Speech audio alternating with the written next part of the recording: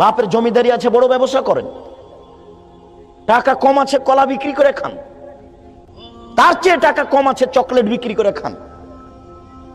টাকাই যদি না থাকে দিন মজুরি করে খান, দিন মজুরি করে যদি খেতে না পারেন ভিক্ষা করে খান।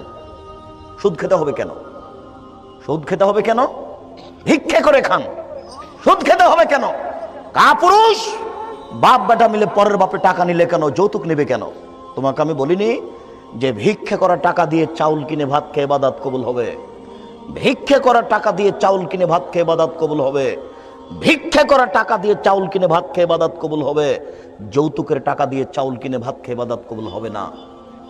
গ্রামীণ ব্যাংকে, রূপালী ব্যাংকে, সোনালী ব্যাংকে, ঠ্যাঙ্গামারা, আশা ব্রাকে, সব গার্মেন্টসে, সব জায়গাতে চাকরি করে টাকা দিয়ে চাউল কিনে ভাত খেয়ে ইবাদত কবুল হবে না।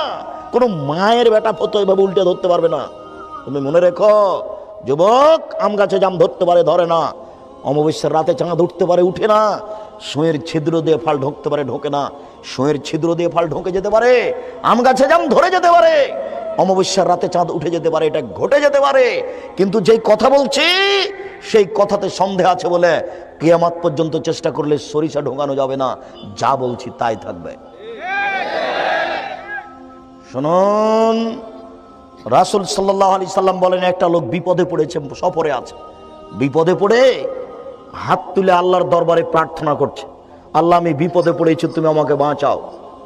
রাসূল সাল্লাল্লাহু আলাইহি সাল্লাম বলছে, দুঃখিত, মাতামুহু হারামুন, তার খাদ্য আছে হারাম, মালবাসুহু হারামুন, মাশরাবুহু হারামুন, তার পানি আছে হারাম, মালবাসুহু হারামুন, তার পোশাক আছে হারাম, গুযিয়া বিল হারামে, তার জীবিকা নির্বাহ হারাম।